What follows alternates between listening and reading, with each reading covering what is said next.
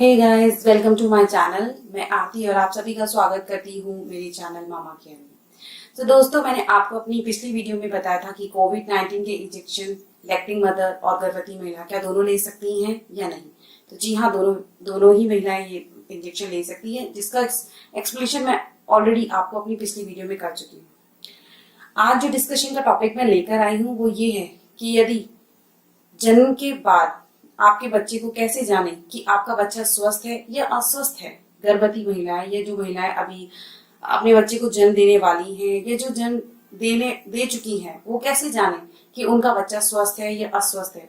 तो ऐसे ही कुछ लक्षण या ऐसे ही कुछ डेंजर साइंस मैं आप लोगों के आगे लेकर आई हूँ। इससे जुड़ी कुछ जानकारियां मैं आज आपके सामने लेकर आई हूँ। अगर मेरी बताई हुई जानकारी आप सभी को बहुत यूजफुल लगती है तो प्लीज मेरी वीडियो को पहले पूरा देखिए और अच्छी लगे तो प्लीज चैनल को लाइक कीजिए, शेयर कीजिए और सब्सक्राइब कीजिए और साथ ही साथ बेल आइकन भी प्रेस कीजिएगा। तो चलिए दोस्तों, आगे बढ़ते हुए मैं अपने पहले पॉइंट के बारे में बताना चाहूंगी, बच्चे का दूध कम पीना। आप अपने बच्चे के दूध पीने की जो कंटिन्यूटी है उसको देखते रहिएगा। आप ये देखिए कि आपका बच्चा पहले के मुकाबले ज्यादा दूध पी रहा है या कम दूध पी रहा है। यदि बच्चा ज्यादा दूध पी रहा है तो कोई घबराने वाली बात नहीं है। यदि बच्चा कम दूध पी रहा है पहले के मुकाबले, तो इसका मतलब ये एक डेंजर साइन है, आपका बच्चा अस्वस्थ है। यदि आपका बच्चा सुस्त है या आपका बच्चा ज्यादा सो रहा है तो ये भी एक डेंजर साइन है। तो ऐसे केसेस में आपको तुरंत बच्चे के पीडियाट्रिशियन से या नजदीकी किसी चाइल्ड स्पेशलिस्ट से कंसल्ट करना चाहिए। तो चलिए दूसरे साइन के बारे में आपको बताती हूँ कि दूसरा लक्षण क्या है जिससे आप जान सके कि आपका बच्चा स्वस्थ है या अस्वस्थ। सांस लेने में कमी होना। आपको ये ध्यान रखना है जब आपका बच्चा सोता है, आपको ध्यान देना है उस पर कि आपके बच्चे को सांस लेने में कोई प्रॉब्लम तो नहीं हो रही है। यदि आपके बच्चा सांस बहुत तेजी से ले रहा है तो ये भी एक डेंजर साइन है। दूसरा ये कि आपको ये देखना है कि जो बच्चे की चेस्ट होती है, यहाँ सांस लेते हुए बच्चे की हड्डियां तो नहीं नजर आ रही। अगर बच्चे की हड्डियां नजर आ रही हैं तो ये भी एक डेंजर साइन है, जो भी आपको देखना है। और बच्चा ज्यादा तेज सांस क्यों लेता है, इसके पीछे क्या कारण है? तो इसके पीछे हमारे जाने माने पीडियाट्रिशियंस का कहना है कि यदि बच्चा बहुत तेजी से सांस लेता है तो इसके पीछे ये कारण होता है कि बच्चे की शरीर में ऑक्सीजन की कमी होती है। तो जैसे कि आपको पता ही है कि अभी कोरोना का टाइम भी चल रहा है, ऑक्सीजन को लेकर काफी मारामारी चल रही है। तो आपको ऑक्सीजन का या सांस में कमी होने के कारण आपको ज्यादा से ज्यादा अपने बच्चे का ध्यान रखना है। आपको ये काउंट देखना है, आपको ये ध्यान देना है अपने बच्चे की तरफ कि आपका बच्चा सांस लेने में असमर्थ ना हो। अगर ऐसी कोई प्रॉब्लम होती है तो आपको तुरंत बच्चे के पीडियाट्रिशियन से या फिर नजदीकी चाइल्ड स्पेशलिस्ट से आपको कंसल्ट करना है। सो चलिए दोस्तों, तीसरे लक्षण के बारे में बताती हूँ। आपको बच्चे की उल्टियों की तरफ भी ध्यान देना है। वैसे तो बच्चे नॉर्मली तौर पे कई बच्चे ऐसे होते हैं जो दूध पीने के बाद उल्टियां करते हैं, लेकिन आपको ये सब इग्नोर नहीं करना है। यदि आपका बच्चा दूध पीने के बाद थोड़ी बहुत उल्टी करता है या दिन में 3-4 बार उल्टी कर देता है, लेकिन थोड़ी थोड़ी मात्रा में करता है, हल्का फुल्का, जैसे बच्चे दूध बाहर निकालते हैं, तो अगर बच्चा पीने के बाद बहुत ज्यादा मात्रा में उल्टी कर रहा है या पूरे दूध को बाहर निकाल रहा है तो ये भी एक डेंजर साइन है। इसके लिए भी आपको डॉक्टर को कंसल्ट करना है। साथ ही साथ अगर आपको ये भी ध्यान रखना है कि बच्चे को दूध पिलाने के बाद आपको बच्चे को बर्ब्स देनी है, यानी कि डकार दिलानी है। आपको बच्चे को अपनी छाती पे रखना है, उसकी पीठ को अच्छे से मसलना है। जब तक उसकी बर्ब्स ना आ जाए तब तक आपको बच्चे के साथ ट्राई करते रहना है। यदि आपका बच्चा फिर भी बर्ब्स ना ले तो आपको बच्चे को पेट के बल लेटा देना चाहिए और पीछे उसकी पीठ को मसलना चाहिए ताकि आपका बच्चा बर्ब्स लेने में आसानी हो सके। साथ ही साथ आपको ये भी ध्यान देना है कि आपके बच्चे की उल्टी का कलर हरा ना हो।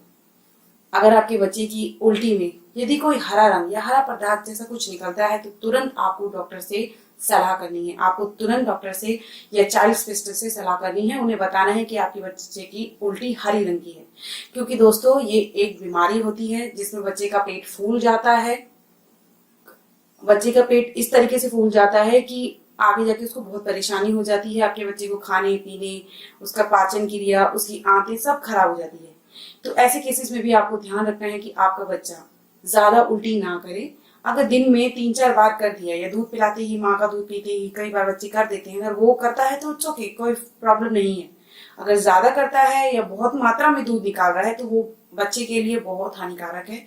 ऐसे केसेस में आपको तुरंत डॉक्टर से सलाह लेनी है, तुरंत चाइल्ड स्पेशलिस्ट से सलाह लेनी है। तो चलिए दोस्तों, मैं आपको चौथा लक्षण बताती हूँ। तो चौथे लक्षण में आपको क्या करना है, बच्चे की पॉटी पे ध्यान देना है, यानी कि बच्चे के लूज स्टूल्स पे ध्यान देना है। नॉर्मली बच्चे क्या होते हैं कि जब वो माँ का दूध पीते हैं तो वो बार बार पॉटी भी करते हैं। कई बच्चे होते हैं कि हफ्ते भर में पॉटी करते हैं, कई बच्चे 3-4 दिन में पॉटी करते हैं। मेरा बच्चा है वो खुद 3-4 दिन में पॉटी करता है। 2.5 महीने तक मेरे बच्चे ने एक एक हफ्ते के बाद पॉटी की है, लेकिन अब जो मेरा बच्चा है वो रेगुलर पॉटी करता है। तो इसमें ऐसे कोई घबराने की बात नहीं है।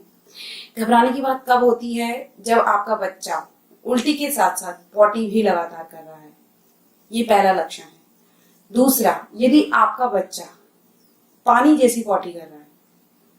तीसरा, यदि आपका बच्चा डार्क ब्लैक पॉटी या डार्क ब्लैक जैसे क्लॉट आपके बच्चे की पॉटी में आ रहे हैं, तो ऐसे केसेस में आपको तुरंत डॉक्टर से कंसल्ट करना है, पीडियाट्रिशियन से कंसल्ट करना है कि आपका बच्चा इस तरह की पॉटी या इस तरह का स्टूल पास कर रहा है। साथ ही साथ आपको ये भी देखना है कि आपके बच्चे में बच्चे की जो पॉटी है उसमें कहीं ब्लड की क्लॉट्स तो नहीं आ रही या ब्लड तो नहीं आ रहा। और यदि आपके बच्चे की पॉटी में ब्लड जैसे कुछ हल्के हल्के रेशे भी आ रहे हैं तो वो भी, उसके बारे में भी आपको तुरंत पीडियाट्रिशियन से कंसल्ट करना है। तो दोस्तों, पांचवा लक्षण ये है कि आपको बच्चे की यूरिन पे भी पूरा ध्यान देना है।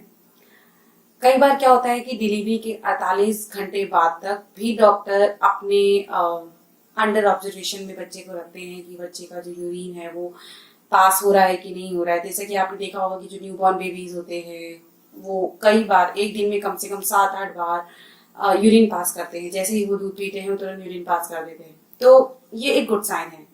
लेकिन यदि यूरिन करने में डिक्रीज हो रहा है, यदि आप कब देख रहे हैं कि आपका बच्चे ने 48 घंटे तक कोई पेशाब नहीं किया या आपके बच्चे ने यूरिन पास नहीं किया 48 घंटे तक, तो ऐसे केसेस में आपको क्या करना है, आपको तुरंत डॉक्टर को दिखाना है।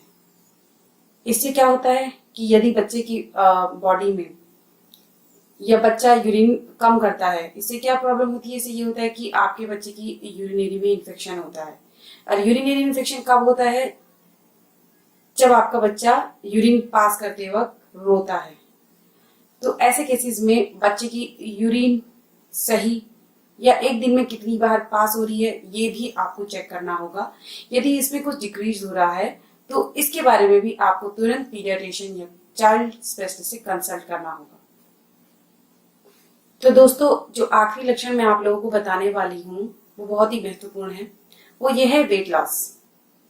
आपको अपने बच्चे का वजन टाइम टू टाइम नापना चाहिए, देखना चाहिए। कई बार होता है कि आप जब हॉस्पिटल में या इंजेक्शन के लिए, वैक्सीनेशन के लिए अपने बच्चे को लेके जाते हैं तो डॉक्टर सबसे पहले बच्चे का वजन देखते हैं कि बच्चे का वेट कितना है, उतना ही है, कम हुआ है, ज्यादा हुआ है, या डिलीवरी के टाइम कितना था, कितना बड़ा है, कितना घटा है, ये भी डॉक्टर चेक करते हैं। तो आपको भी जब भी आप अपने बच्चे को वैक्सीनेशन के लिए ले जाए, कहीं भी ले जाए, तो आप ये ध्यान रखिए कि आपको अपने बच्चे का वजन करवाना है। खुद भी आपको ये ध्यान रखना है कि आपके बच्चे का वजन सही है या नहीं है। आपको क्या देखना है कि बच्चे का वजन कहीं पहले के मुकाबले कम तो नहीं है। कई बार क्या होता है, बच्चों का जो तालू होता है, ये बहुत कमजोर होता है। यहाँ अगर वो धस रहा है, फूलने की बजाय अगर वो धस रहा है, तो तब भी आपको, ये एक बहुत ही डेंजर साइन है, तो तब भी आपको जो पीडियाट्रिशियन है, चाइल्ड स्पेशलिस्ट है, उनको तुरंत कंसल्ट करना है। उनको बताना है कि मेरे बच्चे का वजन पहले से बहुत घट गया है, मेरा बच्चा कमजोर हो गया है, और साथ ही साथ मेरे बच्चे का जो तालू है वो अंदर धस गया है। कई बार क्या होता है, बच्चे का तालू अंदर नहीं धसना चाहिए, इस तालू का भी पूरा ध्यान रखना है। और हमको ये कोशिश करनी चाहिए कि ज्यादा से ज्यादा बच्चे के तालू पे हाथ ना लगाएं, उसको बहुत ध्यान से केयर करनी चाहिए।